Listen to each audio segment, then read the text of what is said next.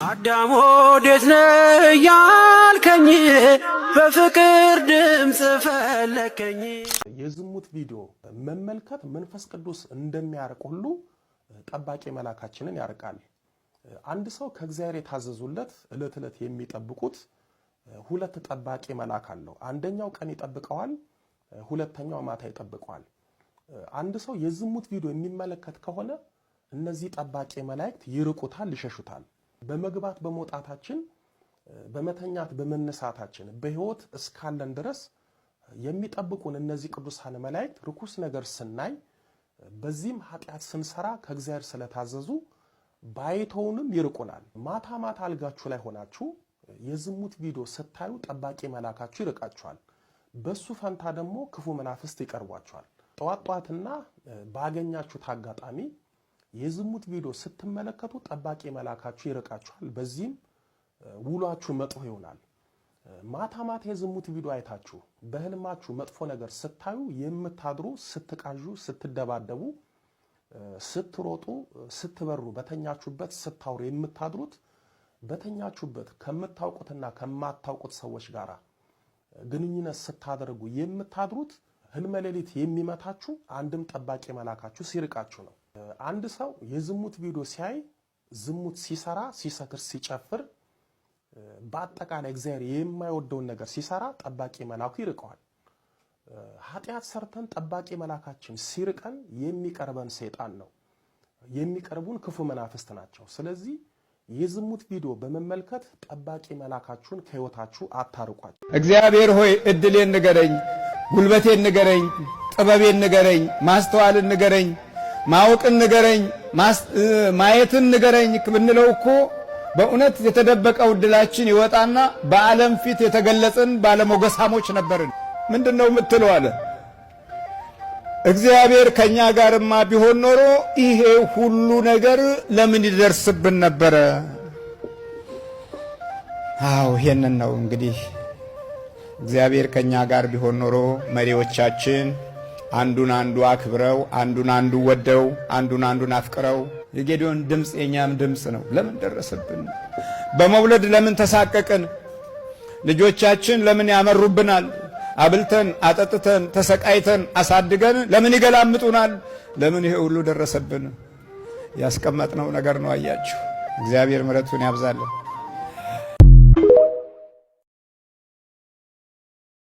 የአባቷ ምቀኛ መተት። አዎ የታለ አባቷ? አባቷ የለም፣ ክፍለ ሀገር ነው ያለው። አሳስረው ተባልኩኝ፣ አሳሰርኩት እሷን ግን ተምራ ትልቅ ደረጃ እንዳደርስ ሰርታ ገንዘብ በእጇ እንዳይገባ አግብታ ልጅ እንዳትወልድ አሰቃያት፣ አንከራታት፣ ግደላት ነበር የተባልኩት። ልጅቷ እኔ አላገባም ዓለምን ኑሮ አልፈልግም ብላ ቆረበች። እንዴት ብዬ ልግደላት? አልቻልኩም። ግደላት ነበር የተባልኩት። የደብተራ መተት፣ ምቀኛ መተት፣ የአባቷ ምቀኛ ግደላት ነበር የተባልኩት። ግን እንዴት አድርጌ ልግደላት? አልቻልኩም። ምን ኃይል አለኝ? ኃይል እኮ የጌታችሁ የኢየሱስ ክርስቶስ ነው። አልቻልኩም። እንዴት እችላለሁ? ኃይል የለኝም። ግደላት ነበር የተባልኩት። የአባቷ ምቀኛ የደብተራ መተት ነኝ። ግደላት ነበር የተባልኩት። አባቷ እንዲሞት፣ ታንቆ እንዲሞት አባቷ ለአንድ ልጁ ናት፣ ሌላ ልጅ ስለሌለው በቃ እሱ ደግሞ እሷ ከሞተች በኋላ ታንቆ እንዲሞት ነበር የተባልኩት። ልጅቷ ትጸልያለች። እመቤቴ ማርያም አማላጅነትሽና ጸሎትሽ አይለኝ፣ በሄድኩበት ቦታ ተከተኝ ትላለች። ቅዱስ ቁርባኑ ምን አረገ? አቃጠለኝ። ሁሉን ችዬ ነበረ እኔ አብሬያት የቆረብኩት። በቃ ሁሉን ጸሎቱንም ስግደቱንም ጾሙንም ሁሉን ችዬ ነበረ፣ ግደላት ስለተባልኩ ማለት ነው። ግን አልቻልኩም። በቃ እንዴት ልቻለው? አልቻልኩም። አቃጠለኝ። ልጅቷ ካለ ጸሎት በስተቀር ክፋት የሚባል አታውቅም። ደግናት። ክፋት ብታውቅ ኖሮስ ምን ታረግ ነበር? ክፉ ብትሆን እንደ ሌሎች አሉ እኮ ብዙ ክፉዎች አሉ። እነሱማ ብትሆን ግድል ድፍን ነበረ። ክፋት የሚባል ሲጀመር ራሱ አልፈጠረባትም። ደግናት፣ ለሰው ታዝናለች። እንዴት አድርጌ ልግደላት? የአባቷ ምቀኛ ነኝ። ደብተራ መተት። አዎ አንዳንድ መንፈሶች እንደዚህ አይነት ባህሪያቶች የውስጥ ክፋት ይደግፋቸዋል። አንድ ወቅት ላይ በቡታጀራ ሳገለግል ልጅቱ በጣም ታማለችና እርዳታ አድርግ የሚል ጥያቄ ከቤተሰብ መጣና ማገልገል ጀመርኩኝ። ልጅቱን ከመንፈሱ ነፃ እንድትሆን። ግን መንፈስ ዋለ ምንም አይነቃነቅም። ብታክል ምንም አለ ግን እዛው ክችም ብሏል።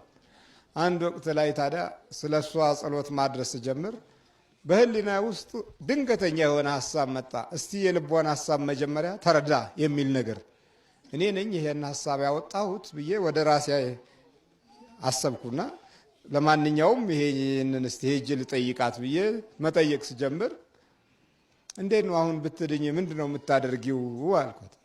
እኔ አሁን ብድን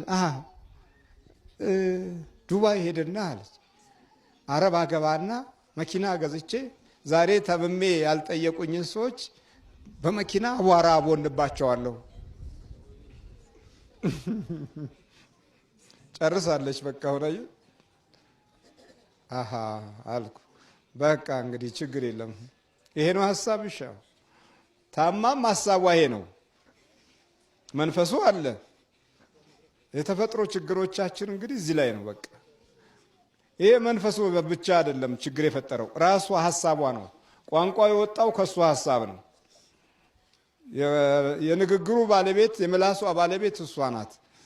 ስለዚህ ምኞቷ ሁሉ ይሄ ነው እና የውስጥ ልቦናችንን መሻት ይመለከታል። ከዛ በኋላ ልጅቱ እሷ እንደፈለገችው አልሆነችም። የተወሰነ ጊዜ ቆይታ ያው ሞተች ማለት ነው። እየረዳችኋቸው እያገዟቸው ልባቸው ክፉ ከሆነ የመንፈሱ ጥፋት በደንብ ይገለጣል። ስለዚህ ተቃጠልክ? አዎ በጣም ቆጨኝ። አለመሞታ በጣም ቆጨኝ። ግደላ ስለተባልኩኝ አሁን በመያዝ በጣም ቆጨኝ። ሰይጣን አጋንንት ነኝ፣ የደብተራ መተት፣ የአባቷ ምቀኛ። ያው ግደላት ነው ወደ ገሃነመ እሳት ጨምራት ነበር የተባልኩት። አልቻልኩም። ስለዚህ በቃ አሰናብተኝ። ስንት ናችሁ? እኔ አንድ ነኝ። 251 ሺህ እስጢፋኖስ ቤተክርስቲያን እያለ አልሸኘላትም። አንዱ እኔ ነኝ። አድፍጬ ነው ግደላት ስለተባልኩ ሁሉን ችዬ ማለት ነው። ልጅቷ ትጸልያለች፣ ግን ሁሉን ችዬ አንድ ቀን ጉድጓድ ውስጥ ልከታት ነበር፣ ግን አልቻልኩም። የምትችለው እንዴት ነው? ልቦናቸውን ጠንካራ የሆነ ሞልተው ልባቸውን ለጌታ ለእናንተ አምላክ የሰጡትን አልችላቸውም። ያቃጥለኛል። ምኑ ነው የሚያቃጥልህ? ኢየሱስም ነው። ምቹ ተባለች እኮ በዩ ተባለች። አሁን እኮ እኔ ስመታ ስገረፍ ኢየሱስም እየተጠራ ነው እና ኢየሱስም ሁሉ ቀን ጠዋት ማታ ቀን ሌሊት ሲጠራብኝ ታዲያ ያቃጥለኛል። እንዴት ላድርግ? እኔ በዛን ሰዓት በቃ የምገባበት ይጠፋኛል። ስለዚህ ያለኝ አማራጭ መሄድ ነው። እልሟ ነው ምቹ ያለችው። አዎ እዚህ መታ ጸለየችላቸው። ለበደሏት ሰዎች ይቅር በላቸው አባቶ፣ አንተ ሰውን ቸርነት የሰውን ልቦና መርምረህ ታውቃለህ፣ አባቶ ይቅር በላቸው ብላ ጸለየችላቸው። እንዳታመልጠኝ ነበር እንዳታመልጠኝ። ግደላት ተብያለሁ፣ ምክንያቱም ትሙት ተብያለሁ። የአባቶ ምቀኛ ነኝ። እሷ ሞታ ደግሞ እሱ እንዲታነቅ። አንድ ልጁ ናት፣ ሌላ ልጅ የለውም። አባትየው ሌላ ልጅ ልክ እሷ ስትሞት እሱ ይታነቃል ተብሎ በሂሳብ ነው የተሰራው። እሱ እንዲታነቅ፣ እሷ ሞታ እሱ እንዲታነቅ፣ በቃ አባትና ልጅ እንዲሞቱ ነው የተባልኩት። ግን እንዴት ላድርግ? አልቻልኩም። አስለቅሳታለሁ፣ አበሳጫታለሁ። በቃ አንቺ ከእንግዲህ በኋላ ምን ተስፋለሽ? እናት አጠገብሽ የለች፣ አባት የለሽ፣ አንቺ ምን ተስፋለሽ? በቃ ሙቺ እላታለሁ። ጥፊ ብረሪ። ይሄ የሰይጣን ኢንተርቪው አይደለም። በማህበራት ተደራጅተናል ብለው ለረጅም ዘመናት ቀን ያስቆጠሩ አገልጋዮችም ጭምር ይሄንን በሚፈልጉት ለራሳቸው ጥቅም በሚሰብኩበት ጊዜ አሳምረው ይገልጹታል። ሌላው ሰርቶ በሚያሳይበት ጊዜ ደግሞ ዓይናቸውም ቋንቋቸውም ደም ይቀላቅላል። ይሄ ማለት ምንድነው? የእመቤታችንን የቅዱሳንን የክርስቶስ ስጋና ደም መውሰድ ማለት የአጋንንትን ሰራዊት አገዛዝ እንዴት እንደሚጥል በራሱ በመንፈሱ ቋንቋ መስማት እንድንችል ነው። የእግዚአብሔርን ጥበቃ ብዙ አገልጋዮች ይሰብካሉ። እሺ፣ ሰብከውት ከመድረክ ሲወርዱ ደግሞ የሚታየው ነገር የለም። በህይወት ውስጥ ያለውን ጉዳት ማቃለል የሚችሉበትን ሞገስ አልፈለጉትም። ደግሞ በሌላው ሲገለጥ ከየት አባቱ ቤት በኩል ቀድሞ መጣ ይላሉ። ሌላ ስምም ጥላሸትም ቀብተው ያወራሉ። ለምንድነው ሲባል ሰይጣን ኢንተርቪው ያደርጋል ይላሉ። እንዴ ዓለምን እየገዛ ያለው መንፈስ የምትማረው ራሱ እሱ ያለበት ነው። ስትኖርበት የነበረው ህይወት በሙሉ እሱ ያለበት ነው። ራስህ አንተ አገልጋዩንም አብሮ ይመርሃል፣ አብሮ ይሰብካል። እሱ ራሱ ካላወቅከው ካልተረዳኸው እና የጠላትነት ሚስጥሩን ካልገባን ከዘር ማንዘራችን የመጣውን ጥበቡንና ጉዞውን ካልተረዳ ነው። እሺ ወንጌል ያድናል፣ አዎ ያድናል፣ ምስራች ነው፣ የምስራች ነው፣ አለቀ። ታዲያ አጋንንትን አውጡ ሲል ደግሞ የአጋንንት ድርጊቶች በትክክል የእግዚአብሔር ኃይልና ጥበብ እንዴት እንዳዳነ መገለጽ አለበት። ገድለ ቅዱሳንን ሲያነቡ ያነቡታል፣ ሲሰራ በዚህ ዘመን አይሰራም ብለው ያምናሉ። በቃ በዚህ ዘመን እንዴት እንዲህ ሊሆን ይችላል? አይሆንም ይላሉ። ስለዚህ የለየለት አስማተኛ ወይም የለየለት የቤተ ክርስቲያን ጠንቋይ ያደርጋል። የቤተ ክርስቲያን ጠንቋይ የለም። ባይሆን ደፍተራ ነው፣ የተዋህደው ደፍተራ ነው። አሽክሻኪ መንፈስ ያለበት ነው ያለው። እነሱን አይነኳቸውም፣ እነሱ ወዳጆች ናቸው። የመንፈስ አንድነት አለ። እንደዚህ የሚያደርጉ ሰዎች አብሯቸው ይሰራሉ። መንፈሱን የሚያጋልጠው ላይ ግን ትኩረታቸው ከሌላ መዘዝ ጋር ማያያዝ ነው። ስማ፣ አቤት። እና መቁረቧ ደስ አላለህም? አላለኝም። በጣም ነው የተቃጠልኩ። ከቆረበች በኋላማ እኔ በፊት ላሳስታት ነበረ። በቃ ወደ ዓለማዊ ኑሮ እንድትሄድ ነበር የፈለኩት፣ ግን አልቻልኩም። በቃ ትረዳታለች እሷ። በርቺ፣ አይዞሽ፣ ነይ ተከታይኝ ትላታለች። እኔ እኮ የሁሉንም እንሰራ የምሸከመው እኔ ነኝ። ልጄ ነይ ተከታይኝ አለሁልሽ፣ አይዞሽ እያለች ታበረታታታለች። ልጅቷ ገርናት፣ ንጹህ ናት፣ ምንም አታውቅም። አልቻልኩም። እኔ እኮ ከንጹህ ሰው ጋር መኖር አልችልም። ክፉዎቹን ነው የማጠፋው። ገር ሰው እንዴት ታጠፋዋለህ? አይቻልም። አልቻልኩም። ስንት ዓመት ታገልካት? እኔ ያስኳት በልጅነቷ ነው። ገና የ6 ዓመት ልጅ እያለች ነው ያስኳት። የአባቷ ምቀኛ ማለት ነው። ግን ደግነቷ እስከ ዛሬ ድረስ። ስንት ዓመትህ ነው ለዋለ? 16 ዓመት። ከተያዝኩኝ 2 ዓመቴ ነው። ተሷ ጋር ግን ከኖርኩኝ 16 ዓመት ነው። 2 ዓመትም ተይዘህ ቁጭ ብለሃል። እንዴ አልፈጭ እሷን መስዬ እሷ መስለህ እንዴ ግደላት ተብያለሁ። እንዴ ግደላት። ምክንያቱም የአባት ምቀኛ ነኝ። በቃ የአባቷ ምቀኛ፣ አባቷ እንዲሞት ነው የታዘዝኩት። እሷም ልጅቷም አባቷም እንዲሞት መስያት፣ እሷም መስያ በቃ ሶስያት ምናምን በቃ አንገቷን ልጅቷ አንገቷን ደፋ ያደረገች ናት። እኔም አንገቷን ድፍት አድርጌ ከሷ ጋር እሷም መስለ ትኖራለህ። አዎ መስዬ። ግን አሁን ከቆረበች በኋላ እንዴት ልቻለው? ቅዱስ ቁርባኑን አልቻልኩም። እሱን አልቻልኩም እንጂ በፊት ጸሎቱንም ስግደቱንም ጾሙንም ሁሉንም ችዬ ነበር። ቅዱስ ቁርባኑ ግን ሲገባብኝ ጊዜ እንዲህ በቃ አንገበገበኝ። እሱ ነው አራስ ንጉስ የተባለ ንጉስ፣ የዓለም ንጉስ የተባለ የምን ንጉስ? የዚህ ዓለም ንጉስ የተባለ ትገበር ነበር። በደንብ ነው፣ ሀብታም ነበር ሰውየው። አቤት የሚያርድኝ ዘንጋ። ታረ በሰልፍ ነው የሚታረደው፣ በሰልፍ ነው የሚታረደው። የት ሀገር? ኦበሪ ይባላል። ኦበሪ የት ሀገር ነው? የት አውራጃ? ከፊቼ አልፈን እና ልጁን ታዲያ ለምን ያስገዛው? የሚገብር አይደል? ልጁማ የታወቀ ዶክተር ነው። ኦፕሬሽን አያስወልድም ነበር። ኦፕሬሽን እንኳን አያስወልድም ነበር። የቱ? ይሄኛው ይሄ ዶክተር ነው እንጂ አሰናከን ቁጭ አድርግ ነው እንጂ ሌላ የተማረው ሜዲካል ቴክኖሎጂስት ተብለን አውቀን እጥፍ እሱ ይማራ የነበረው የማጽናችን ለመሆን እድሩን ሲብር አቤት ሰራና ዶክተር ነው አሁን አይደለም። ተሰናክሎ ቁጭ ብሏል። ተሰናክሎ ቁጭ ብሎ የተማረው ሌላ ነው። የተማረው ሜዲካል ቴክኖሎጂስት ይባላል። ሜዲካል ቴክኖሎጂስት አሁን በዛ ነው። ግን እሱ ትምህርቱን አሁንም አይፈልግም። ተምሮ ተመረቀ። እንደምንም በደግነቱ ተመረቀ። ደግነት ስላለው ብቻ አሸነፈ። በደግነት በየዋነት ብቻ አሸነፈን እንጂ እሱን ገለለ። እናቱን አባቱን ለማስለቀስ ነበር። ሲወለድ ደግሞ ያኛው ሩፋኤል ማን መጥቶ ጳጉሜ 3 ነው የተወለደው። ጳጉሜ 3 ሩፋኤል አለ። በቃ እስቲ አለ ዞር በል ማነው ስሙ? ሩፋኤል ጠራው ስሙ። እሺ ሩፋኤል ቅዱስ ሩፋኤል ያው ሲማር አብረን የምትማረው ቁጭ ብያልኩ የጨለም ማድረግበት ወረቀቱን ሽፍን ግልብጥ ሲያነባ ይገባው ወይኔ ምንድን ይላል ጨነቀ። ግን እንደምንም ተመረቀ። እንጀራውን አይወደውም። እንደምንም ተመረቀ። ስራስ? ስራማ ገባ ሆስፒታል። ዶክተሮቹ ላይ ያዩታል። ምን አይነት ጂኒየስ ነው ይላሉ። ከዛ በጎበዝ ነው ተብሎ ሽልማት ተሰጠው። የት? ጳውሎስ ሆስፒታል። ጳውሎስ ሆስፒታል? አዎ። የጉብዝና ሽልማት ተሰጠው። እንዴ አንተ የጀርመን ሀገር መጥቶ ፈረንጁ ማሽኑ የገባውን ማሽን በታትኖ ሰራው። ከጀርመን ሀገር ሲመጣ እንዴ ማን የሰራው ፈረንጁ? እንዴ ይሄኛው ነው ተባለ። ያስከሳል እኮ አለ።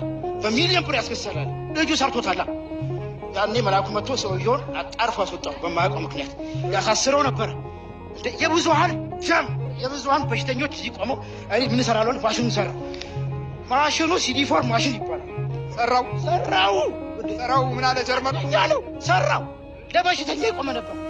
ታዲያ ወዲያውኑ ስጦታለንና ሀብል ሰጠነውና ሀብል ሲሰረቅ በማግስቱ መስሪያ ቤት ተመልሶ ያውቅ። ለምን? በቃ እኛ አስላክንና እዛ ላይ አስደገምንና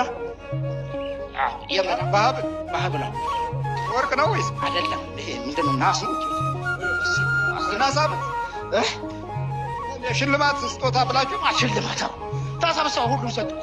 ብሎ ሰጡት። ብሎ ወጣ። እሱ አቤት አስወጣ ነው ብሎ ወጣ። አዎ ምክንያቱም የሚመጣው ጀርመን ሊሄድ ነበር ለትሬኒንግ። ጀርመን ሊሄድ ነበር። አቤት እድሉ አስተካከለው። ስንት ፕሮሰስ ስንት ስኮላርሽፕ አበላሽ።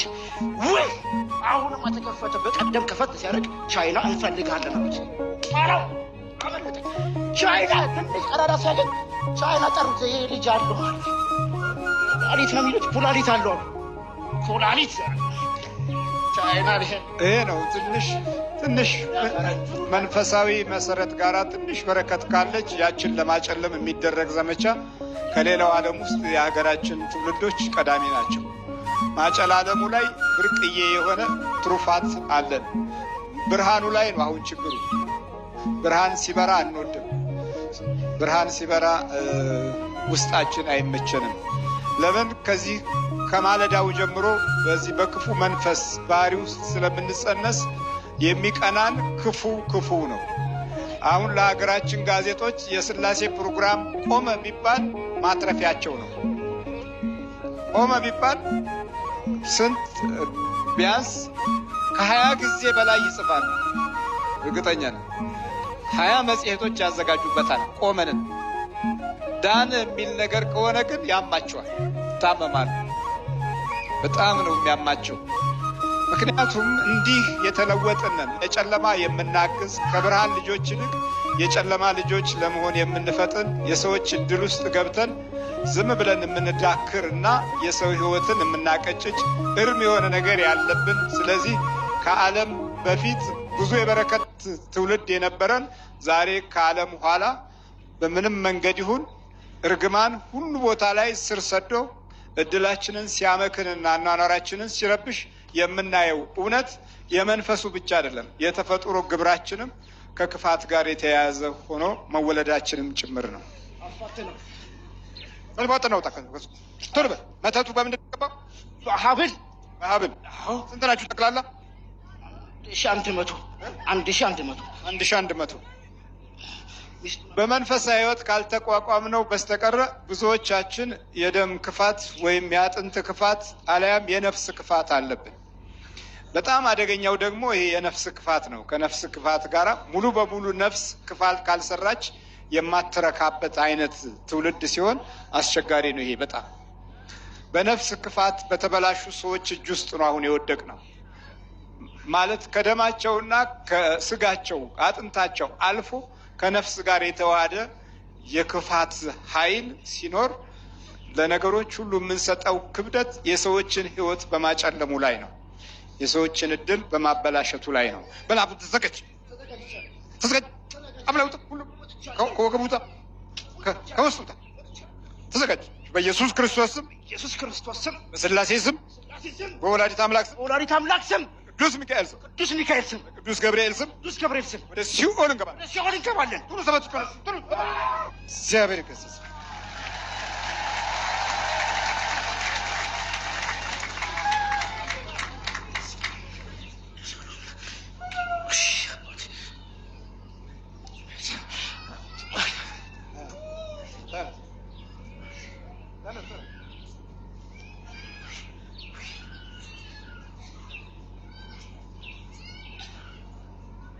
አይደል?